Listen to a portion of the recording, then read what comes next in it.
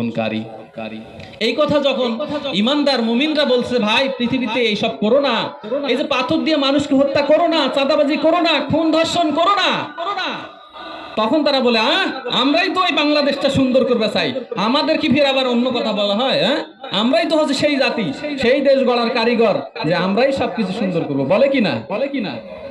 পাথর দিয়ে মানুষ হত্যা করে চাঁদা না দেওয়ার কারণে, স্ত্রীকে বেঁধে স্বামীকে উলঙ্গ করে, স্ত্রীকে আবার ধর্ষণ করে। এক পরিবারের আহারে কি দেশ!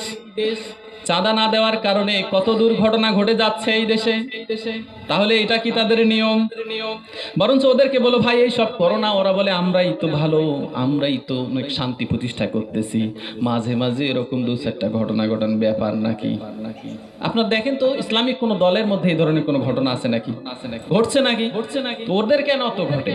তার মানে তারা আমাদের কোরআনের আইনের মধ্যে নাই, তারা আল্লাহর এই কথাকে তারা অস্বীকার করতে চায়। পরক্ষণে আল্লাহ তাআলা বললেন, আলা ইন্নাহুম হুমুল মুফসিদুনা ওয়ালাকিন লা ইয়াশউরুন। জেনে রাখো নিশ্চয়ই তারা ফাসাদকারী, কিন্তু তারা বোঝে না। জেনে রাখো হে মানুষ, এই পৃথিবীর মানব সকল, তোমরা জেনে রাখো নিশ্চয়ই ওরা হচ্ছে ফাসাদকারী, ওরা হচ্ছে বিশৃঙ্খলা সৃষ্টিকারী। ওরা যদি ক্ষমতায় যায় এই বাংলাদেশকে পরবর্তী বাংলাদেশের চেয়ে আগামীর বাংলাদেশ আরো খারাপ করবে, নিশ্চিত, এটা জেনে রাখো। সুতরাং আপনাদেরকে জানতে হবে, বুঝতে হবে আগামীর বাংলাদেশ কোন পথে যাবে। আপনাদের একটি করে সিদ্ধান্তের কারণেই বাংলাদেশটা ভালো চলবে না খারাপ চলবে।